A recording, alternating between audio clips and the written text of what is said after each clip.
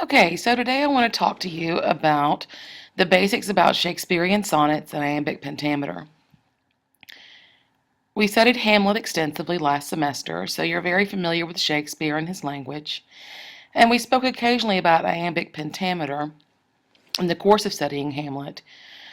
But for the next week, I'd like to talk about a couple of Shakespearean sonnets in particular, and I'd like to talk about the iambic pentameter he uses when he writes them. Let's first talk about why it's called a sonnet. Well, the term sonnet derives from the French word sonnet and the Italian word sonetto, both meaning little song. And a sonnet is a little song. It's a poem of no more than 14 lines. It looks very short on the page, but there's quite an art to it, lots of rules, and it's probably one of the most difficult poems to write. But when it's done well, it's one of the best. So, let's talk about the rules you have to follow when you write this little song. Well, we now consider a sonnet to be a poem of 14 lines that follows a strict rhyme scheme and a logical structure. In English sonnets, this usually means there are 3 quatrains, that's a 4-line stanza, followed by a couplet, which is a 2-line stanza. So 3 quatrains of 4 lines means that you have 12 lines, plus a couplet with 2 lines means 14 lines in the whole poem. However, that's not how sonnets started. Francesco Petrarca is considered to be the father of the sonnet, and he was a major literary figure of the Italian Renaissance. And he was born in 1304 and died in 1374. Now, I know you're thinking, Mrs. Firth, you said that the 14th century was the medieval period, because that's when the Canterbury Tales were written. Well, that's correct. In England, the Renaissance had not yet arrived. The Renaissance really started in Europe, in Italy, and so Francesco Petrarca was out ahead of Edmund Spenser and William Shakespeare. When he wrote a sonnet, he wrote it using an octave and a sestet instead of 3 quatrains and a couplet. An octave is a stanza with 8 lines, and a sestet is a stanza with 6 lines. 8 plus 6, 14 lines total. And his rhyme scheme was A, B, B, B, A, B, B, A, C, D, E, C, D, E. That worked well for him. But then, a few hundred years later, during the English Renaissance, Edmund Spenser, a contemporary of Shakespeare's, began writing his own sonnet form that we now call the Spenserian sonnet. The English poets had to change the Italian sonnet significantly because English is a really clumsy language to use when writing poetry. The Romance languages like Italian, Spanish, French, Portuguese, these are all much better for writing poetry. Not only do they have a more mellifluous sound, but they also are much easier to rhyme. And because of the limitations on the English language, English poets have to often change classical forms a bit. So for Edmund Spenser, he changed the sonnet form to 3 quatrains and a couplet, which is what we now consider a basic for an English sonnet. And his rhyme scheme was A, B, A, B, B, C, B, C, C, D, C, D, E, E. Well, Shakespeare followed Spenser's lead, but he changed the rhyme scheme as well for what we now call a Shakespearean sonnet. He kept the 3 quatrains and a couplet, but he made his rhyme scheme A, B, A, B, C, D, C, D, E, F, E, F, G, G. And that's the form that we'll see in the sonnets that we read this week. Now, what do all the sonnet forms share? Well, they all have 14 lines. Each sonnet begins with a problem or a situation. Then you get a turn to the story or new information about what the problem or situation is. And then at the end of the sonnet, there will be some kind of solution or resolution. That's what I meant when I said earlier that a sonnet has to have a logical structure. And then a sonnet will also be written in rhymed iambic pentameter.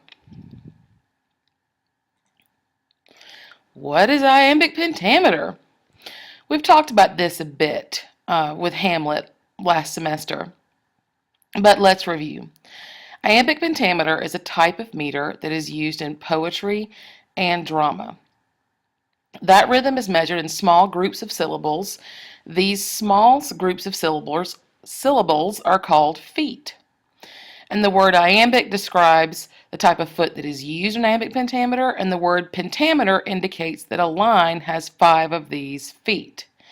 Now, I'm sure that made no sense to you whatsoever.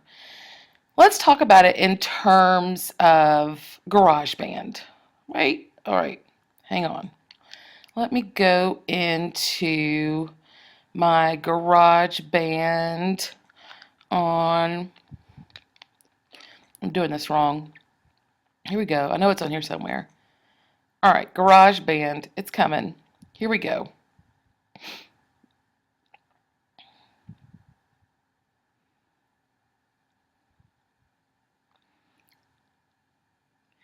Okay, let's go to a new project and go to loops. Okay, we'll name this Viking Rock. Okay. And I don't really care about the tempo, signature, and key, so we're just going to go with what's standard. Create it. Okay. So, let's say that a poet sits down with Garageband. They know if they are writing in meter that their song needs to have a background rhythm. So let's choose percussion. All right. Now, I'm going to put bongo groove into my song. Now look up there at the top.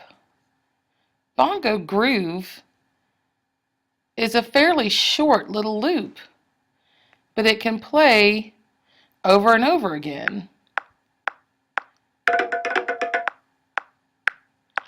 But there we go. That's bongo groove over and over again. Okay, I can also play bongo groove of 5, which once again is a very small little loop here, but if I play it over and over again, it makes a rhythm. And it's slightly different from bongo groove 1. So even though all of these things, all right, how do I make this stop? Stop. Okay. So even though I could make this very long song with this constant rhythm, the rhythm itself is just this one little foot. And that's all that an iamb is. Let me go back to my PowerPoint presentation. Okay, an iamb or an iambic foot is an unstressed syllable followed by a stressed syllable. Instead of bongo 01, it's just da-dum, da-dum, da-dum, like the heartbeat. And a lot of names are actually iambs, like Jose or Tien or Ivan. The stress is on the second syllable. If the name Jose is a foot, then that foot is an iamb. Jose, Tien, Ivan, da-dum. And if I use 5 iambs in a row and it goes da-dum, da-dum, da-dum, da-dum, da-dum, or Jose, Ivan, Tien, Jose, Ivan, then that's just 5 iambs in a row. Look, pentameter is 5. Okay, well, iambs aren't the only type of loop that a poet might use for a rhythm. There are lots of different types. Iamb is just the most common in English poetry. There's also something called a trochee or a trochaic foot. And that's when you have the stressed syllable first and then the soft syllable. So instead of da-dum, it's dum-da. And most English two-syllable names are actually trochees. Peter, Whitney, Sarah. The emphasis is on the first syllable. I don't know why that is. It just is. And it's one of the reasons why writing an iambic pentameter in English is much harder than it is in the Romance languages. Romance language names are almost all iambs. English names are trochees. Like my name is Mary. That's a common English first name. And it's a trochee, Mary. But if you look at my name in French, it's Marie. Same name, but it just has the syllable emphasis reversed. Okay. Now, a line of iambic pentameter is just 5 iambs or iambic feet in a row, as I said. Da-dum, da-dum, da-dum, da-dum, da-dum. That's like me playing my bongo 01 loop 5 times in a row, except I've got iambs instead of bongo 1. Okay, that's what a poet seeks to do whenever he or she writes a line of iambic pentameter. They want to make the English so perfect that the beat never changes. Da-dum, da-dum, da-dum, da-dum, da-dum. And Shakespeare writes almost exclusively in iambic pentameter. But soft, what light through yonder window breaks? That's in Romeo and Juliet. Or in Hamlet, when Ophelia describes how Hamlet behaved when he came into her closet. He took me by the wrist and held me hard. Or when Hamlet describes Claudius, he says, a little more than kin and less than kind. These are examples of basically perfect iambic pentameter. Shakespeare manages to make the language fit exactly that ideal da-dum, da-dum, da-dum, da-dum, da-dum beat. But not every line is perfect. Sometimes you have to make substitutions for some iambs just because English is imperfect. And so, for example, a famous line from Macbeth, "Is this a dagger which I see before me?" has an anapest at the end. The first few feet, "Is this a dagger which I see?" Those are iambs, but "before me" adds an extra syllable, and you have 2 stressed syllables at the end. That's called an anapest, or an anapestic foot, which is a substitution that has an extra beat. An anapestic foot can be da-dum-dum or dee-dee-dum. In this case, it's da-dum-dum.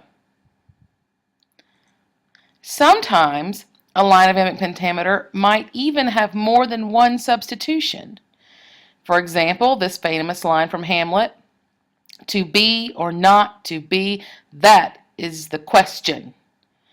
Wow. Okay, even though this counts as iambic pentameter, it's got 2 different substitutions. It has a trochee in the pink here, and it has an anapest in the blue. 3 iambs, so bongo 1, bongo 1, bongo 1, bongo 5, and then conga train. All of a sudden, this rhythm isn't nearly so perfect as we had before. How can it still be called iambic pentameter when there is a trochee and an anapest in the line? Easy rule. The majority of the feet in the line are still iambic. As long as there are 3 iambs in a line of 5 feet, then it still counts as a legitimate line of iambic pentameter. In English. Okay, now let's get back to our practice examples.